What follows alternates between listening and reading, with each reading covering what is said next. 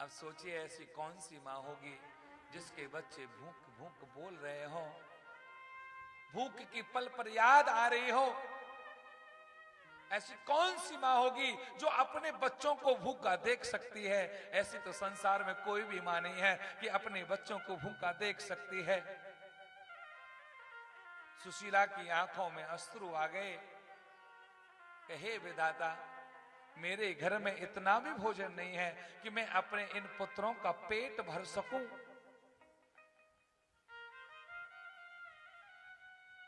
बच्चे जब और ज्यादा रोने लगे, बोले मां ये पेट दर्द कर रहा है, भूख लग रही है। सुशीला ने क्या किया, एक गिलास में जल लिया और थोड़ा सा नमक को मिला करके और बच्चों को पिला दिया है। लो बेटा अभी ये जल पी लो, आपके पिताजी आएंगे कुछ व्यवस्था करेंगे और लाएंगे तो फिर भोजन करेंगे। जाओ बच्चे खेल लीजिए। और ये कहते हैं कि यहां पर श्री सुदामा जी बंधुओं शाम के समय आते हैं और जब शाम के समय आते हैं तो पता चलता है कि थोड़े से चावल ही लाए हैं। रात्रि के 9 बजे आए हैं, बच्चे भूखे ही सो गए और सुदामा जी थोड़े से चावल लाए। जैसे सुशीला ने चावल को बनाया है, थोड़े से चावल बन जाते हैं और बच्चों को जगाया और जब वो चावल बच्चों ने खाए हैं और तो कहते हैं बच्चों का भी पूरी की तरह पूरा का पूरा पेट नहीं भरा, पूरा पेट नहीं भरा, भूख भूख से बोल रहे हैं। बोले मां ये चावल तो थोड़े से थे, अब तो बहुत भूख लग रही है, बहुत ज्यादा भूख लग रही है।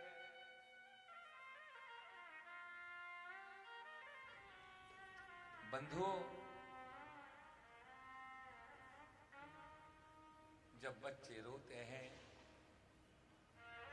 एक समय की बात है कि एक जगह 8-9 बच्चे थे, पति पत्नी थे, लेकिन उनकी स्थिति बहुत खराब थी, भोजन की व्यवस्था नहीं है।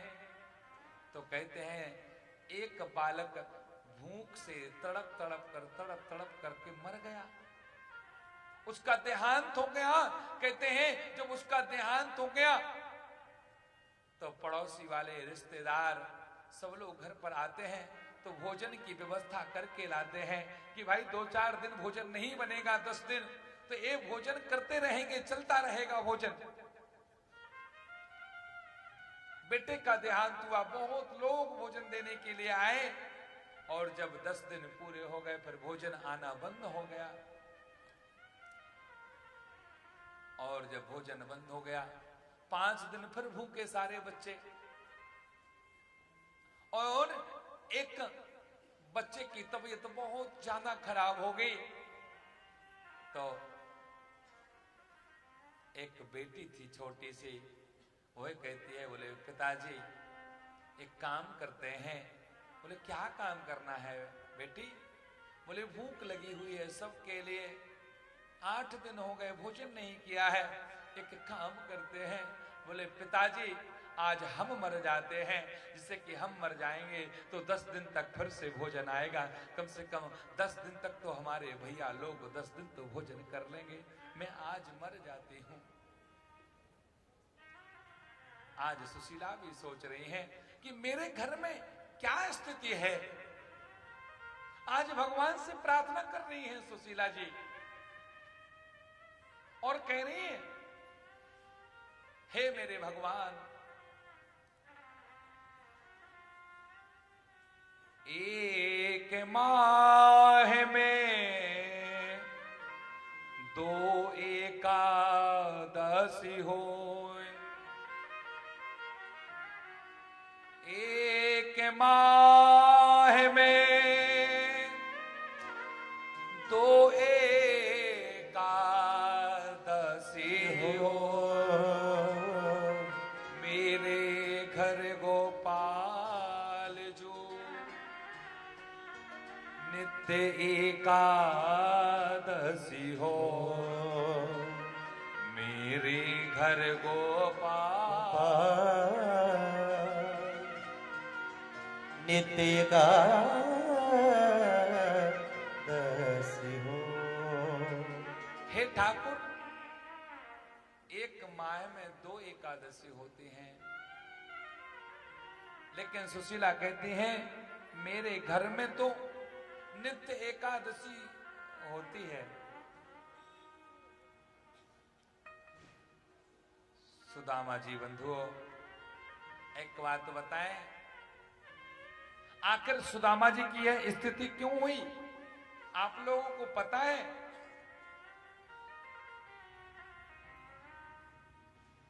बंधु, एक बार की बात है कि जब सुदामा जी कहते हैं सांदीप मुनि आश्रम में विद्या अध्ययन करने के लिए गए थे, कहते हैं गुरु से कपट और मित्र से चोरी नहीं करना चाहिए, कभी नहीं करना चाहिए। और कहते हैं कि जब सांदीप मुनि आश्रम में विद्या अध्ययन के लिए गए तो वहां पर द्वारकाधीश से मिलना हुआ, और द्वारकाधीश से मिलना हुआ तो कहते हैं एक दिन की बात है कि सुदामा ने वह पाठ नहीं सुनाया था, और जब पाठ नहीं सुनाया तो कन्हैया ने भी पाठ नहीं सुनाया। तो गुरुजी ने सुदामा के लिए और कन्हैया के लिए कहते हैं कि वन में भेज दिया, जाओ मधु करी करके लाओ, और साथ में चने दे दिए कि लो सुदामा दोनों मिलकर के खा लेना। और बंधुओं, आपको पता है वह चने कौन से थे, कहां से आए थे वो चने?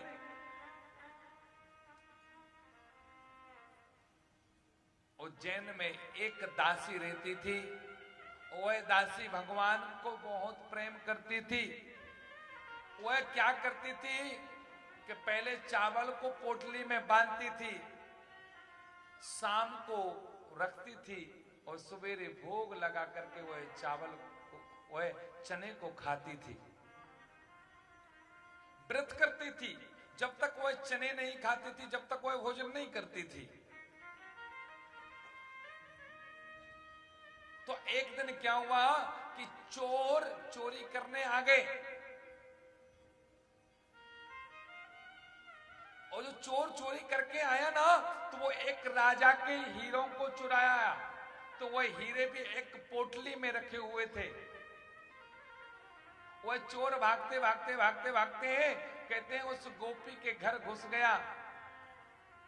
डर लग रहा था, तो जहां पर कहते हैं उस गोपी की वह पोटली रखी हुई थी चनों की, वहां पर उस चोर की पोटली बोले वहां पर गिर गई, और उसने हीरों की पोटली को छोड़ करके चने की पोटली को ले गया।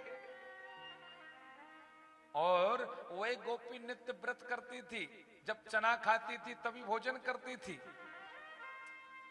आज गोपी कह रही है मैंने भोजन भी नहीं किया है, ठाकुर को दिखाना है, पहले ठाकुर चने खाएंगे। और ये अपनी ये पोटली छोड़ गया, मेरी पोटली को ले गया। वह गोपी पीछे पीछे दौड़ती गई, और गोपी ने श्राप दे दिया कि अगर मेरी व्रत में शक्ति हो तो जो यह चने खाएगा वह दरिद्री हो जाएगा। और फिर वही चोर भागते भागते भागते उसने क्या किया कि वह पोटली उसने देखा तो ये तो चने हैं, हीरे कहां गए? उस पोटली को ले जाकर के उसने सांदीप मुनि आश्रम में फेंक दिया। तो गुरु माता को मिल गए, और गुरु माता को मिल गए तो जब मधु करने के लिए गए तो गुरु माता ने वही चने सुदामा को दे दिए। और जब बारिश होने लगी, अब देखिए सुदामा ने यह सोचा कि ये कन्हैया संसार का मालिक है, अगर ये चने इस कन्हैया ने खा लिया तो कहते हैं कन्हैया दरिद्री हो जाएगा, और जब कन्हैया दरिद्री हो जाएगा तो पूरी सृष्टि ही दरिद्री हो जाएगी, इसलिए मैं अकेला ही दरिद्री हो जाऊंगा, मैं झूठ बोल दूंगा। पर मैं सुदामा कहता है मैं कन्हैया को ये चने नहीं खाने दूंगा। मित्रता है, मित्रता से बढ़कर के कुछ नहीं होता है।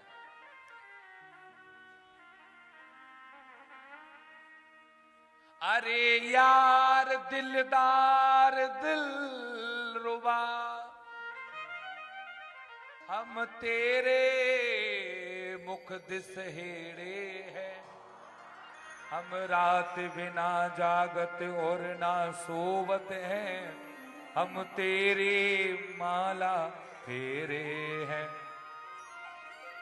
तुम तो हो मेरे श्याम। हे किशोरी जी कृपा करो, तुम लाख गनेरे हो।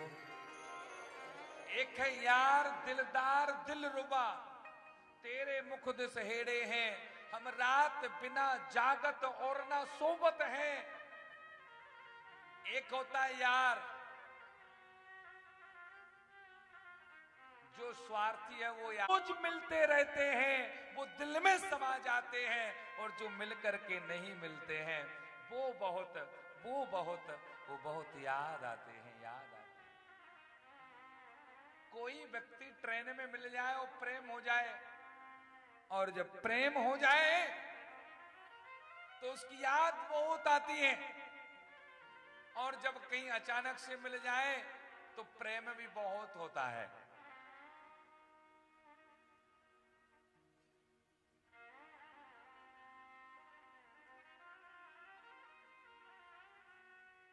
अब भैया तो जिसकी याद आती है, अरे यार दिलदार दिलरुबा, सबसे बड़ा कौन है? देखिए, एक होता है मित्र, एक होता है फ्रेंड, और एक होता है सखा, एक होता है लंगुटिया यार। सबसे अच्छा कौन है? बोले सबसे अच्छा है, बोले लंगुटिया यार। मित्र बदमाशी कर देते हैं, फ्रेंड बदमाशी कर देते हैं, सखा भी कभी कभी बदल जाते हैं, लेकिन जो लंगुटिया यार होता है, लंगुटिया यार समझते हो? कभी हम उसकी लंगोटी पहन ले, वो हमारी पहन ले, हमारा कुछ छिपता ही नहीं है, वो लंगोटिया यार है। जो एक दूसरे के सुख के बारे में सोचे, वो लंगोटिया यार है। जो हम सामने वाले व्यक्ति के लिए हम अच्छा बनाने की कोशिश करें, वो लंगोटिया यार है। और सुदामा सबसे अच्छे सखा और लंगोटिया यार हैं। सखा भी हैं, लंगोटिया यार भी हैं।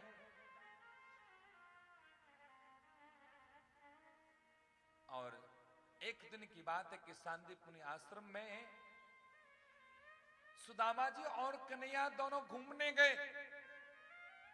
देखिए, सुदामा भोजन करने का बहुत शौकीन रखता था। सुदामा एक जगह गया तो भंडारा चल रहा था, तो कन्हैया ने कहा भाई भंडारे में नहीं खाएंगे, चलो आश्रम पर ही खाएंगे। अब सुदामा का मन भोजन पर चला गया। अब सुदामा कन्हैया से कहता है, बोले कन्हैया कन्हैया पेट मेरा खराब हो रहा है, तू आश्रम चला जा, मैं थोड़ी देर में आता हूं। और सुदामा जाकर के लाइन में लग करके भंडारे में बढ़िया चपाती लेकर के, सब्जी को लेकर के पत्तल में रख करके एकांत में आए, और कन्हैया भी आ गए। सुदामा ने कन्हैया को देखा, तू आ गए हो? बोले देख तेरे लिए भोजन लाए हैं, देख देख आओ खाते हैं। बोले 6 रोटी थी तो 3 पहले सुदामा ने कन्हैया को दे दी, आधी सब्जी आधा आधा आधा कर दिया। और सुदामा ने रोटी खाई तो 3 रोटी खा गए। कन्हैया ने एक और दे दी, लो सुदामा जी खा लीजिए। 4 खा गए, 5 खा गए, और सुदामा जी 6 ही रोटी खा गए। और सुदामा जी बाद में कहते, बोले कन्हैया तेरे लिए तो बची ही नहीं, अब तू भूखा होगा। कन्हैया ने कहा मुझे नहीं है भूख, चल आप चले, अब तो नहीं पेट दर्द हो रहा है? बोले नहीं हो रहा है। ऐसी परम मित्रता थी। और आज बंधु सुदामा जी अपने परिवार के बारे में नहीं सोच रहे हैं। आज रात्रि के समय सुशीला जी के लिए एक स्वप्न आया है और उस स्वप्न में ठाकुर जी आए हैं। ठाकुर जी ने कहा, कन्हैया ने, अरे सुशीला अपने पति के लिए मेरे पास भेज दीजिए, सब ठीक हो जाएगा, क्यों दुख झेल रही हो। और कन्हैया सुदामा की परीक्षा लेना चाहते थे। एक बात बताएं, और जब प्रातः जैसे हुई तो सुशीला ने कहा अपने स्वामी जी से, बोले स्वामी जी आज कहां जा रहे हो। बोले भजन करने जा रहे हैं। बोले भजन करने नहीं, बोले आपके मित्र हैं, उनका नाम है कन्हैया कृष्ण, उनके पास क्यों नहीं जाते हो, वो तो द्वारकापुरी के राजा हैं। सुदामा ने कहा अपनी सुशीला से, बोले मैं चला तो जाऊंगा, दर्शन भी करना है, बहुत दिन से नहीं मिले हैं, लेकिन मैं मांग नहीं सकता हूं कुछ, मैं वहां जाके हाथ नहीं फैला सकता हूं। अब सुशीला ने सोचा मेरे पति जाएंगे और कुछ मांगेंगे नहीं, तो जैसी स्थिति है फिर वैसी ही रह जाएगी। इसीलिए कहते हैं सुशीला जी ने थोड़ा दिमाग लगाया, बोले क्या करें। तो सुदामा ने कहा, देखो सुशीला जी, 4 जगह खाली हाथ नहीं जाया जाता है। एक मित्र के यहां जाओ तो खाली हाथ नहीं जाना चाहिए, एक बहन के यहां जाओ तो खाली हाथ नहीं जाना चाहिए। पत्रम पुष्पम फलम तो कुछ ना कुछ ले जाओ।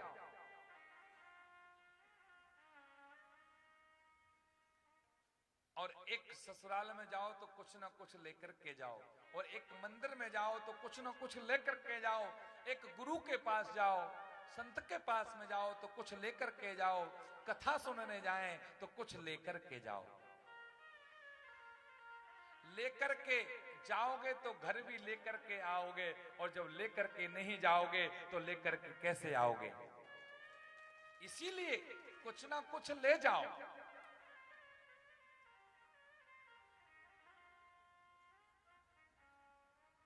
जब हम कहीं कुछ ले जाते हैं तो कुछ मिलता है।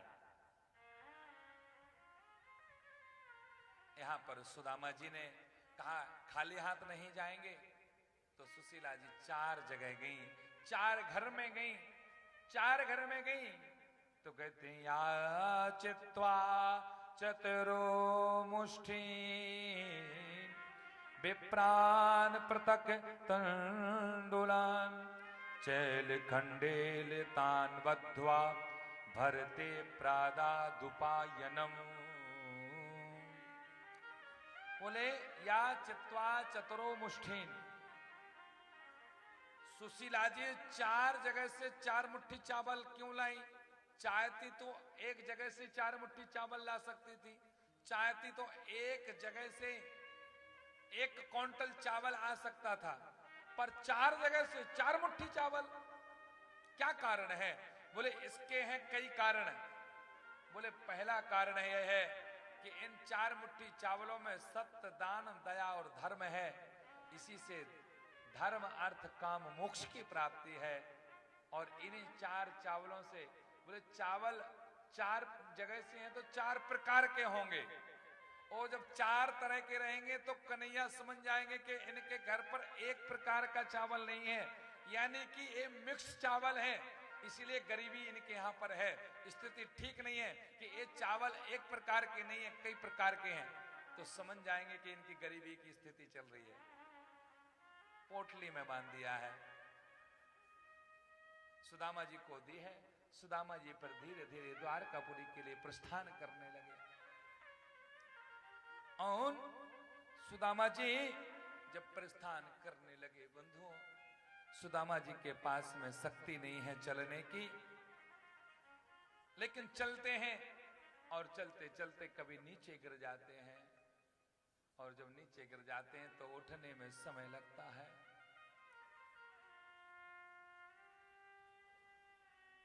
सुदामा जी तो आज कह रहे हैं, अरे वो गरीबी किसी को ना सताए, किसी को ना सताए। सुदामा जी चलते हैं और कहते हैं, सुदामा जी चलते चलते धीरे धीरे हाथ में एक लोटा लिए हुए हैं, पांव की उनकी बीमारी फटी हुई है, बुजुर्ग हैं और चलते हैं और कहते हैं बहुत थक गए हैं। सुदामा जी थोड़ी ही चलते हैं फिर से गिर जाते हैं। कहते हैं कि एक मकान बनाने के लिए हजारों दिन लग जाते हैं, एक इज्जत बनाने के लिए हजारों दिन लग जाते हैं, और जब ऐसा समय आता है मिटना होता है तो 1 मिनट में ही मिट जाती है।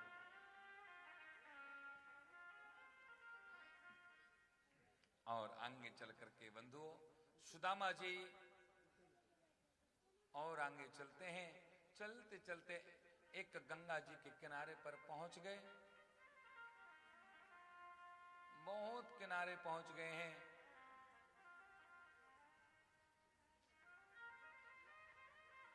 और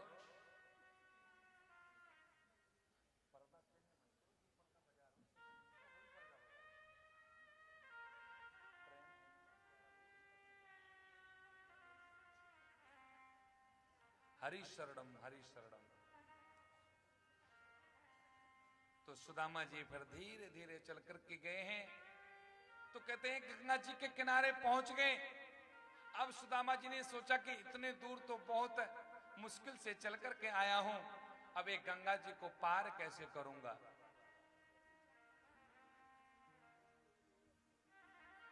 तो कहते हैं अब गंगा जी को पार कैसे करेंगे।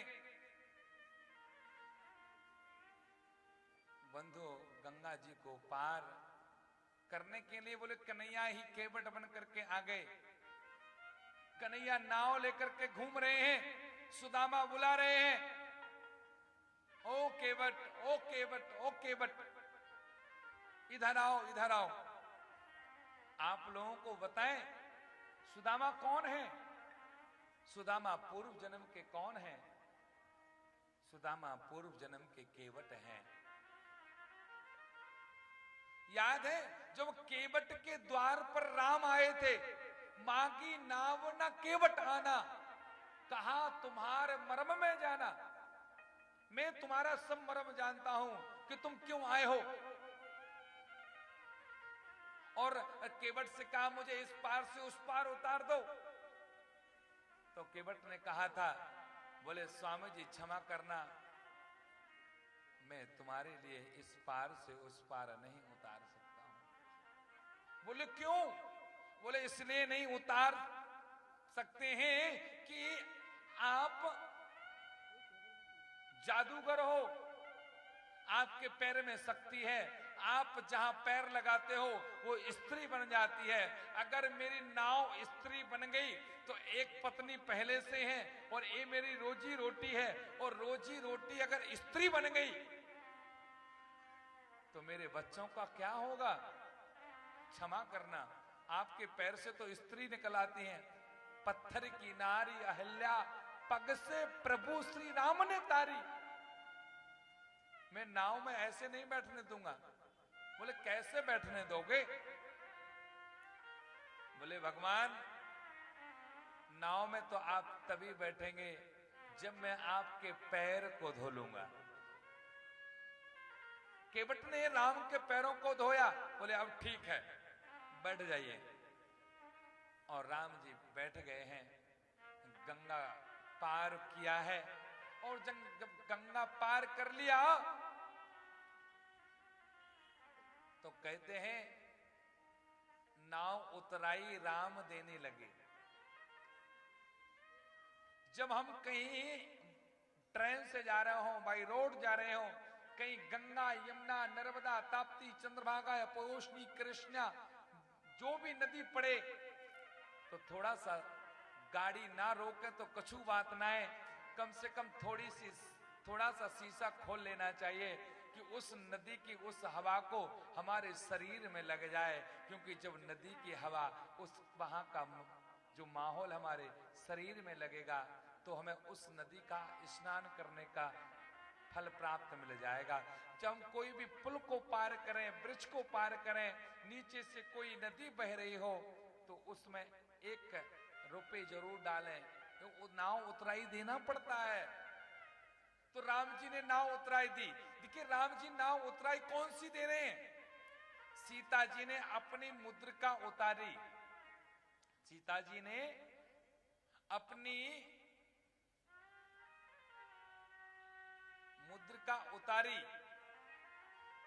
और राम जी को दी, और राम जी से कहा कि लो नाव उतराई दे दो।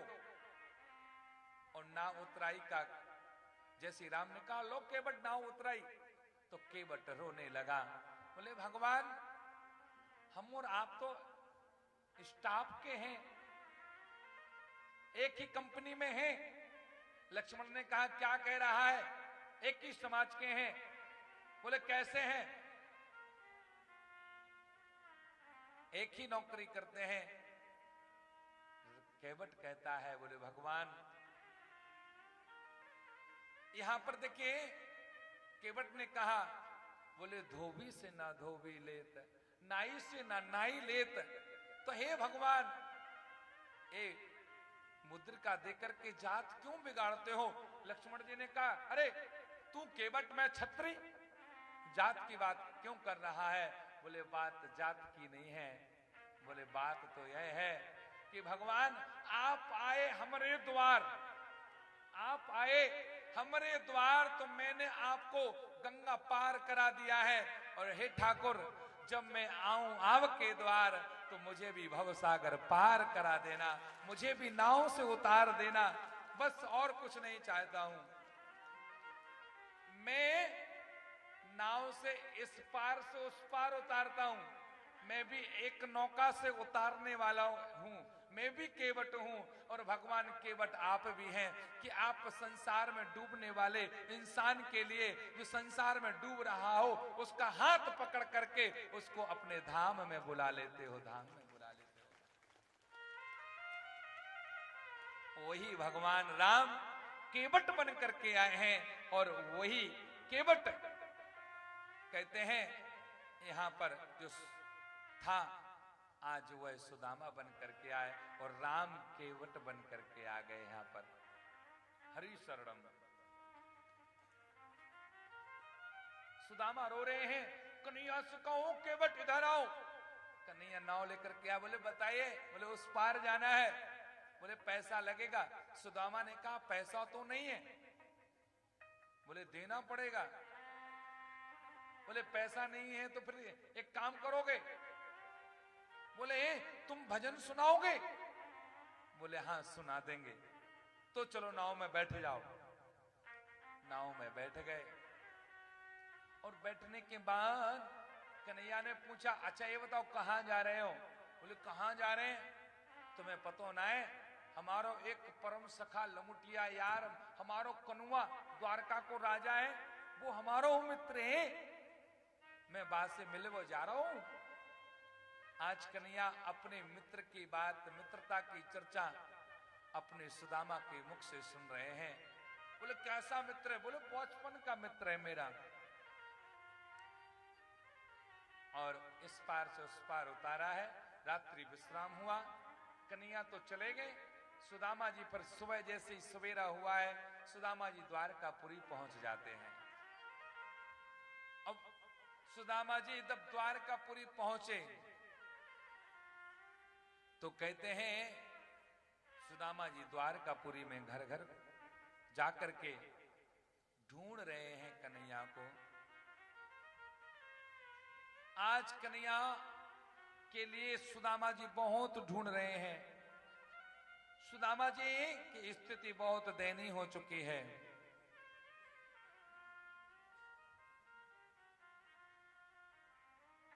सुदामा जी बंधुओं आगे चलते हैं, चलते चलते चलते चलते आज तो सुदामा जी एक कदम भी नहीं चल पा रहे हैं, और सुदामा जी बहुत थक चुके हैं। आज तो सुदामा जी सोच रहे हैं अब तो ऐसा लगता है यहीं पर प्राण दे दें।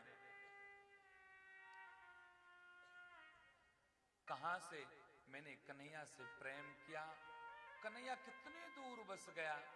एक व्यक्ति आया और सुदामा ने पूछा, अरे भैया ये बताओ द्वारिका कहां है?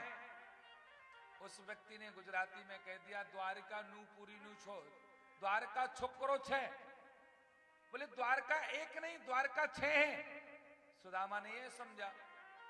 अब सुदामा सोच रहे हैं जैसे तैसे तो एक द्वारका में आया हूं, दूसरी द्वारका में कैसे जाएंगे? ये तो स्थिति खराब हो गई। सुदामा रोने लगे। इश्क में लुट गया वो खजाना हूं, मैं एक बीता हुआ जमाना हूं। मेरे दर्द पे रोए खुशियां, मेरे दर्द पे रोए खुशियां, मैं गुमनाम एक फसाना। मैं इश्क में लुट गया वो खजाना हूं, मैं एक बेता हुआ जमाना हूं। सुदामा जी चलते चलते अब आगे बढ़ते हैं तो कहते हैं द्वारकापुरी के लोग हंसी उड़ाने लगे हैं। अरे एक देखो भिखारी आया है, भिखारी। भिखारी आया है। सुदामा जी तो कहते हैं,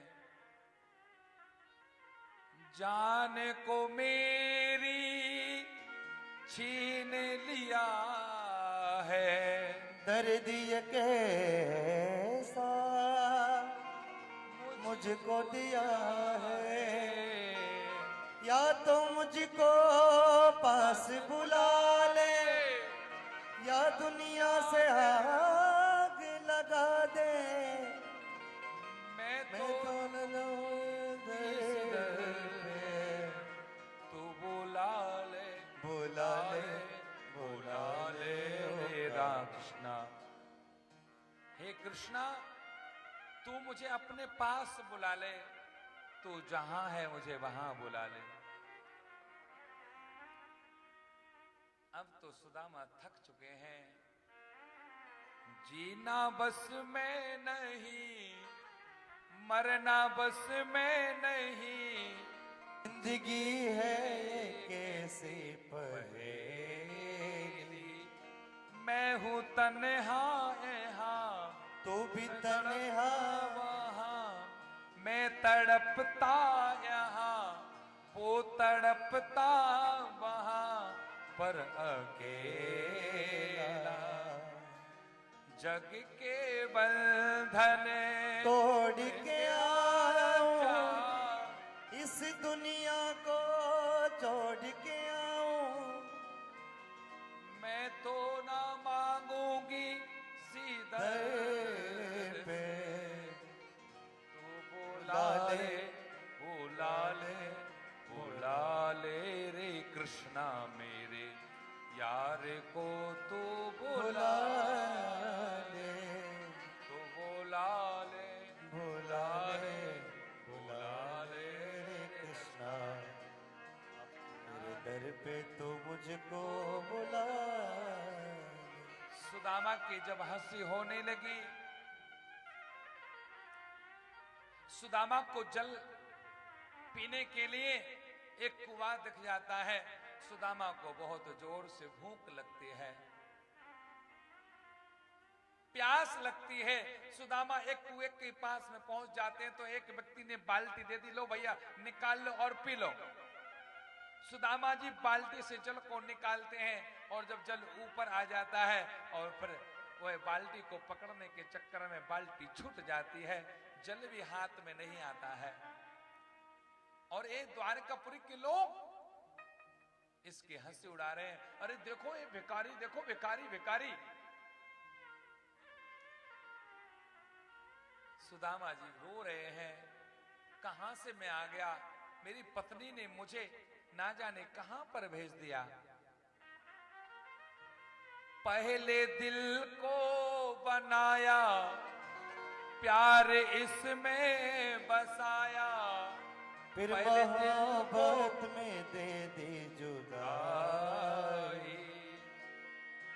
कैसे शिकवा करें, क्या शिकायत करें, तेरी कैसे करे हम जुदाई।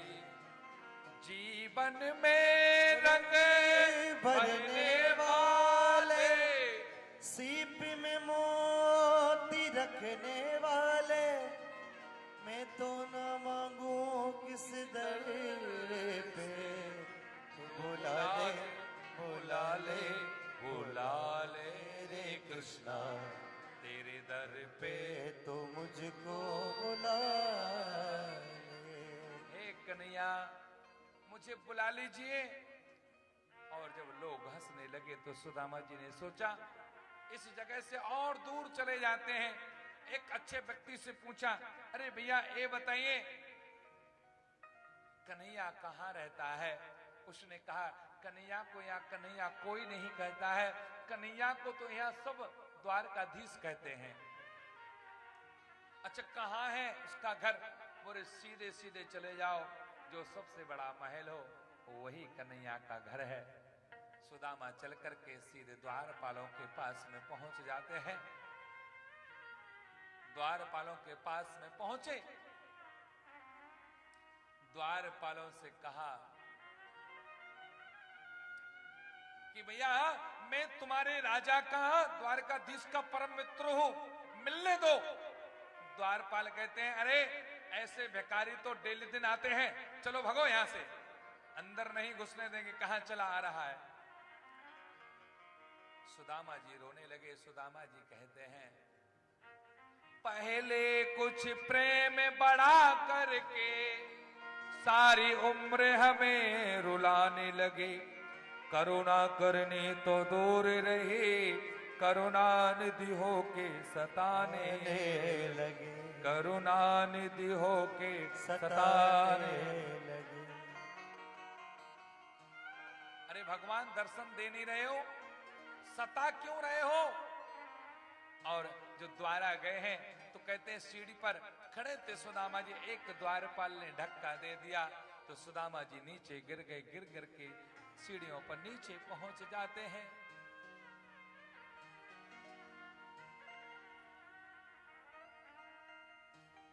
अब तो सुदामा जी कहते हैं, कोई शाम सुंदर से कहे दो जाके, भुला क्यों दिया हमें अपना बना के, भुला क्यों दिया हमें अपना बना के,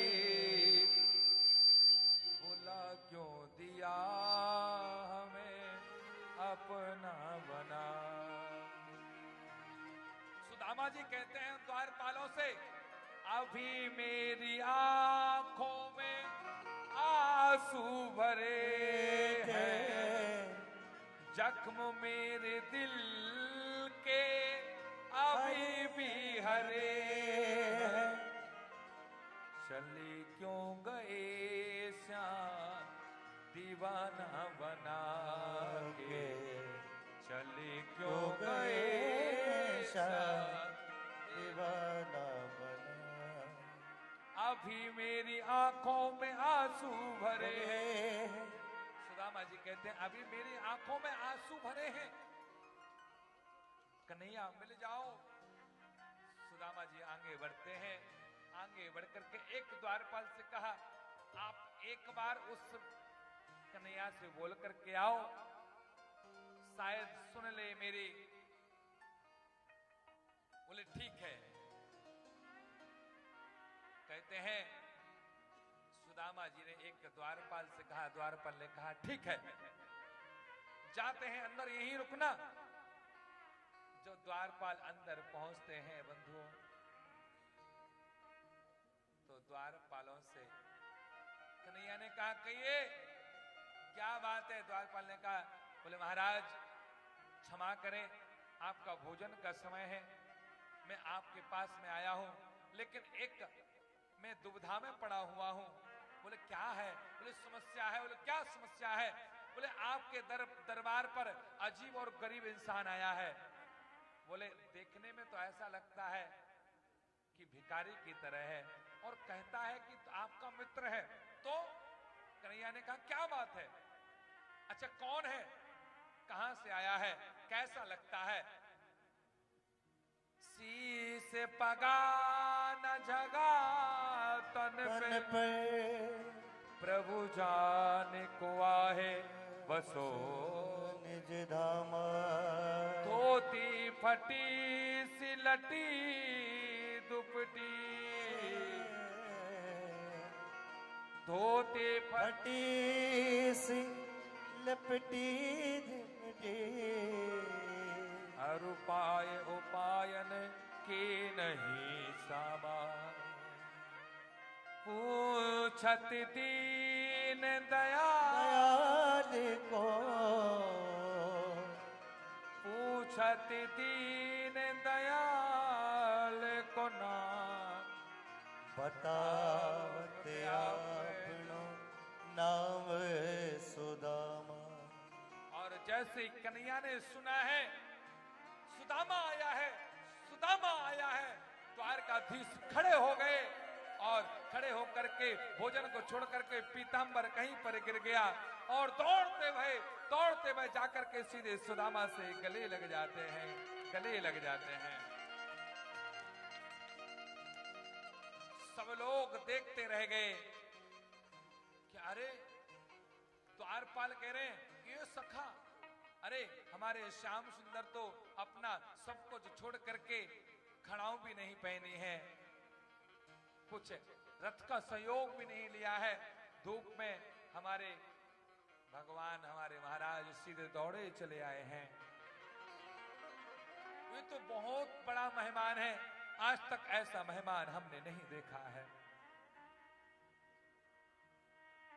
बराबर में अपने सुदा बिठाए। और देखिए जब श्याम सुंदर सुदामा के लिए ले गए तो खुद तो नीचे चलते हैं और सुदामा को रथ पर बैठा करके अंदर ले गए, पागल की तरह सुदामा कि हे सुदामा, हे सुदामा, मित्र आया है, मित्र आया है, मित्र आया है। अपनी कुर्सी पर बैठाया है और कृष्ण ने, कन्हैया ने सुदामा के पैरों को देखा तो कन्हैया रोने लगे कि हे मित्र, बराबर में अपने सुदामा बिठाए, चरण आंसुओं से श्याम ने धुलाए, चरण आंसुओं से श्याम ने धुलाए। रुक्मणी जी से जल के लिए कहा तो रुक्मणी जी ने देर कर दिया और कन्हैया ने सुदामा के पैरों को देखा। कहते बिमाई फटी हुई थी, जिसकी बिमाई फटती हो, कहते हैं गरम गरम जल में नमक मिलाकर के पैरों को धो लो तो पैरों को थोड़ी सी राहत मिल जाती है। कन्हैया ने सोचा गरम जल तो आएगा नहीं, आंसू ही गरम निकाल देते हैं, नमक भी रहेगा। पैर धुल गए, आंसुओं से पैर धो दिए हैं, बगल में बैठ गए। आइए एक भजन, उसके बाद में हम लोग कथा, संपूर्ण कथा करेंगे और एक दो भजन और आरती करेंगे। हमारे जो यजमान थे वो पूजा करेंगे, सुदामा जी का तिलक करेंगे। श्याम सुंदर ने भी पूजन किया है, आइए हम सब लोग भी पूजा करते हैं। जो सुदामा जी की पूजा करते हैं उनके यहाँ धन दौलत सब भर जाता है। और हमारे जो ओरवली से हमारे भैया आए हैं राकेश जी, वो भी पूजन करेंगे। आइए तो क्या बता मेरे यार सुदामा रे, भाई घड़े दिनों में आया, बता मेरे यार सुदामा रे, भाई घड़े दिनों में आया, बता मेरे यार सुदामा रे, भाई घड़े दिनों में आया, बता मेरे यार सुदामा रे भाई घना दिनों में आया भाई खड़े दिनों में आया भाई घने दिनों में आया बता मेरे यार सुदामा रे भाई घने दिनों में आया बता मेरे यार सुदामा रे भाई घने दिनों में हरि आया बोल।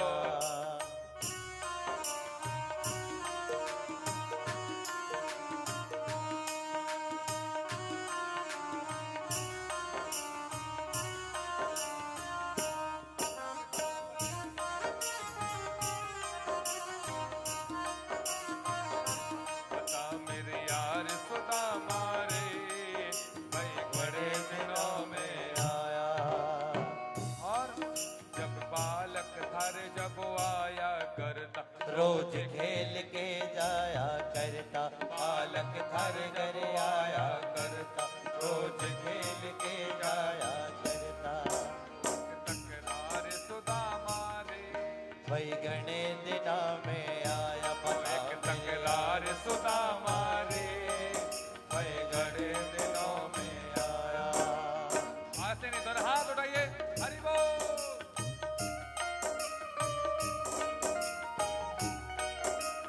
तेरा रे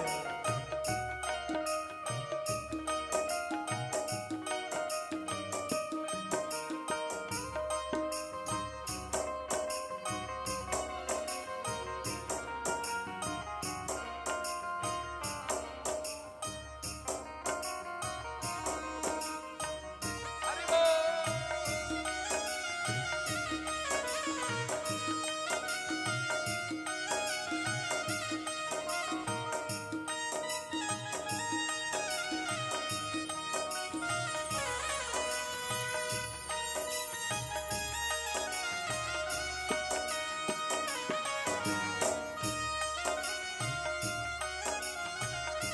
बता मेरे यार सुदामा रे भाई गड़े दिनों में आया बता मेरे यार सुदामा रे भाई घने दिनों में आया मने सुना दे कुटुंब कहानी तो पड़ गई सी ठोकर गानी मने सुना दे कुटुंब कहानी तो पड़ गई सी ठोकर गानी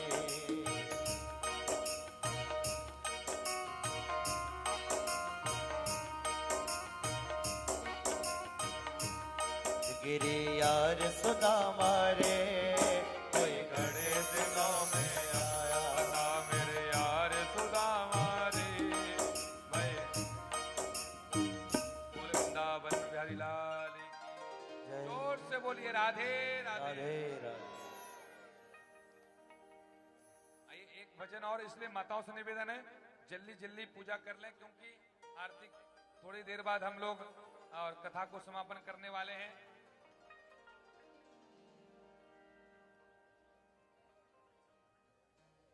आइए एक भजन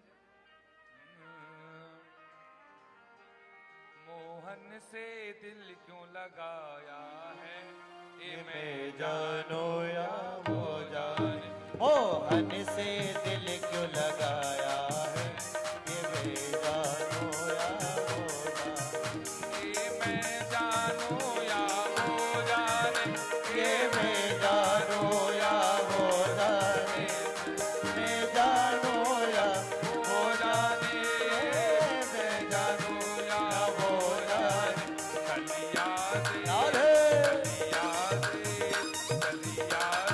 दिल को लगाया है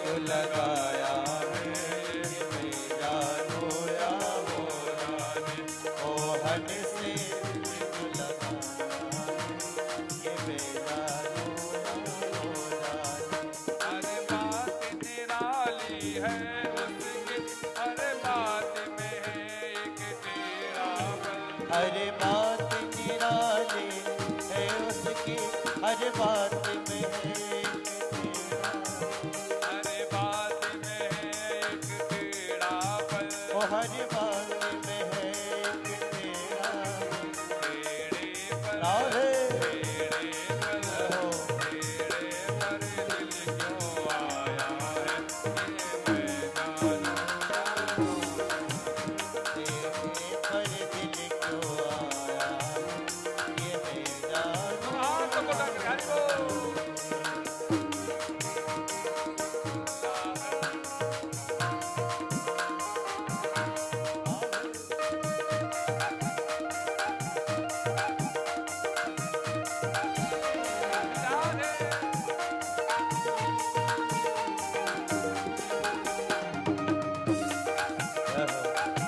राधे देखिए, आज लास्ट दिन है, आज लास्ट दिन है। और एक बात बताएं आप लोगों को,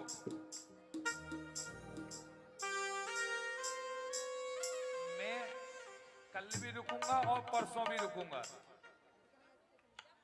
हाँ 21 तारीख को यहां से जाऊंगा। आइए थोड़ी देर और मस्ती पर, उसके बाद में हम लोग आरती करेंगे। दोनों हाथ ऊपर उठाओ।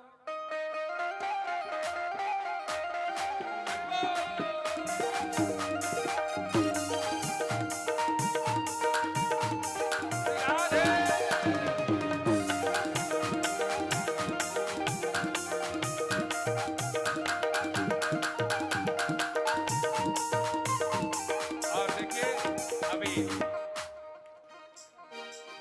आनंद नहीं आया, दोनों हाथ ऊपर कीजिए। मोहन से दिल क्यों लगाया है, ये मैं जानू या मोहन से दिल लगाया है, ये मैं जानूं। मिलता ही है वो मिलता ही नहीं, नजरों से मेरे हटता ही नहीं, मिलता है वह मिलता ही नहीं, नजरों से मेरे हटता ही नहीं, नजरों से मेरे हटता ही नहीं। नजरों से मेरे हटता ही नहीं।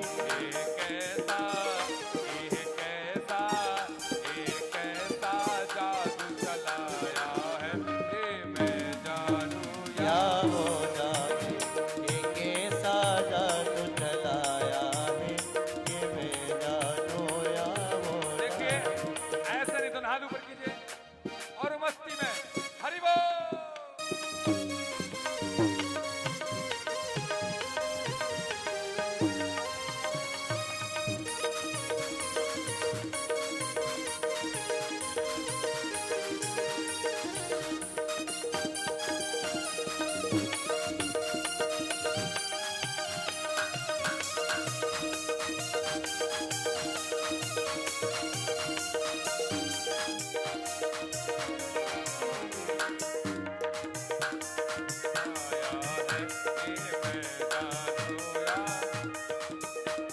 वृंदावन बिहारी लाल की। अब बैठ जाइए, सभी लोग बैठ जाओ, बिल्कुल जितने लोग खड़े हैं सभी लोग बैठ जाओ, कोई खड़ा नहीं रहेगा। बैठ जाओ, बाद में पूजा करना, बैठे रहेंगे ठाकुर जी। बैठ जाओ सभी लोग। और फिर सुदामा जी ने यहाँ पर आशीर्वाद दिया, और आशीर्वाद देने के बाद में सुदामा जी ने रात्रि विश्राम किया, भोजन किया, और सुदामा जी वापस पुनः कहते हैं कि द्वारकाधीश ने पूछा, भाई मित्रता हुई कि क्या लाए हो, तो कहते हैं पोटली भगवान ठाकुर जी ने छुड़ा ली। एक मुट्ठी चावल खाया सुदामा जी के लिए, एक लोग दे दिया, दूसरी मुट्ठी खाई, दूसरा लोग दे दिया, तीसरी मुट्ठी में रुक्मणी ने हाथ पकड़ा, बोले सब इन्हीं को ही दे दोगे तो तुम्हारे बच्चों के लिए क्या होगा। सुदामा जी फिर बाद में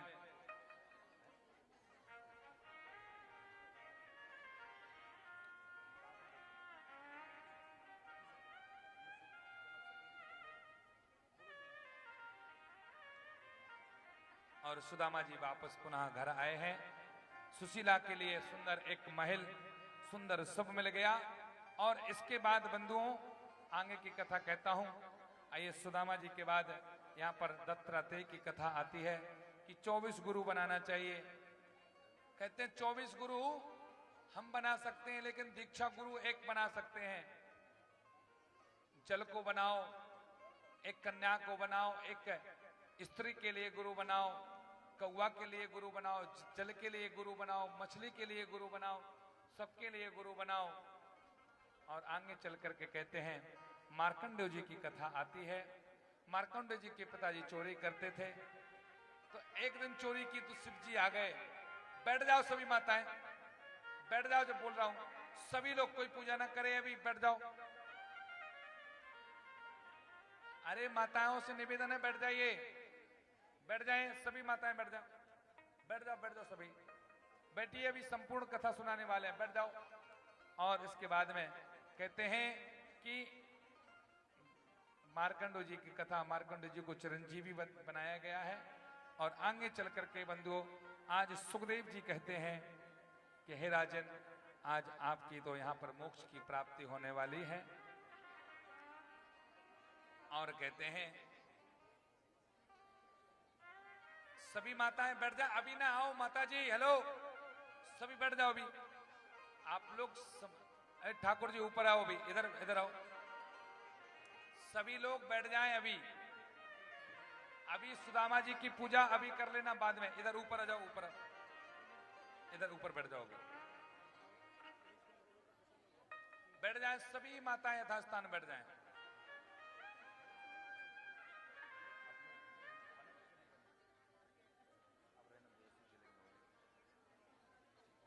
और देखिए सभी माताएं बैठ जाइए,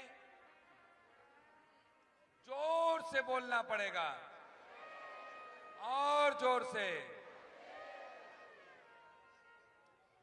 आइए हम सभी लोग संपूर्ण भागवत कथा का फल प्राप्त सुनते हैं। सभी लोगों से निवेदन है कि अपने सिर पर कोई कपड़ा रख लीजिए, सभी के सिर पर कपड़े होना चाहिए, वस्त्र होने चाहिए। संपूर्ण कथा सुनने के लिए हमारे सिर पर वस्त्र होना आवश्यक है। सभी लोग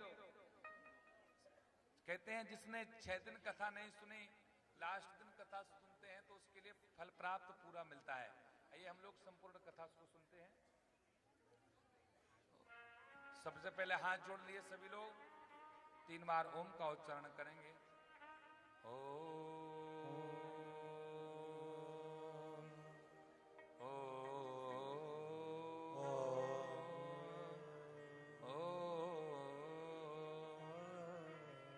इस श्लोक को पहले मैं बोलूंगा, फिर आप लोग बोलना पीछे पीछे।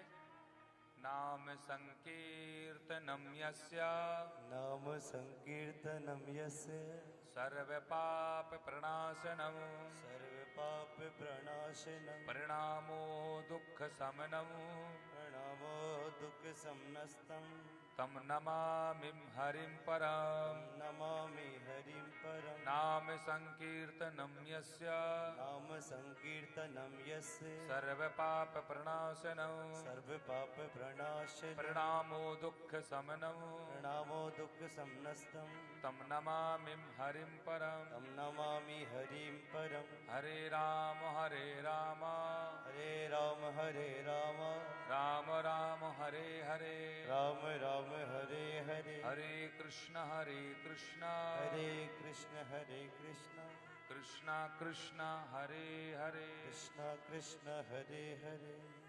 सभी लोग शांति से संपूर्ण कथा को सुनेंगे। भागवत कथा में 12 स्कंद हैं, 12 माह होते हैं हमारे एक साल में, इसलिए 12 स्कंद हैं। और हमारे 345 दिन होते हैं तिथि के अनुसार, और अंग्रेजी के अनुसार होते हैं 365। 345 इसमें अध्याय हैं।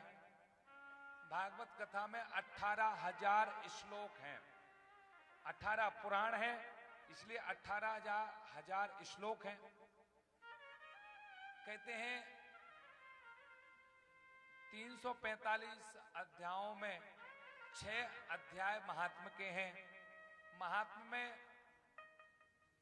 सूत जी ने कथा, सौनक को सूत जी ने 88,000 ऋषियों को कथा सुनाई प्रथम अध्याय में, और सुखदेव ने परीक्षित को सुनाई। अमृत कलश का वर्णन है। और महात्मा में भक्ति ज्ञान वैराग्य की कथा का वर्णन है और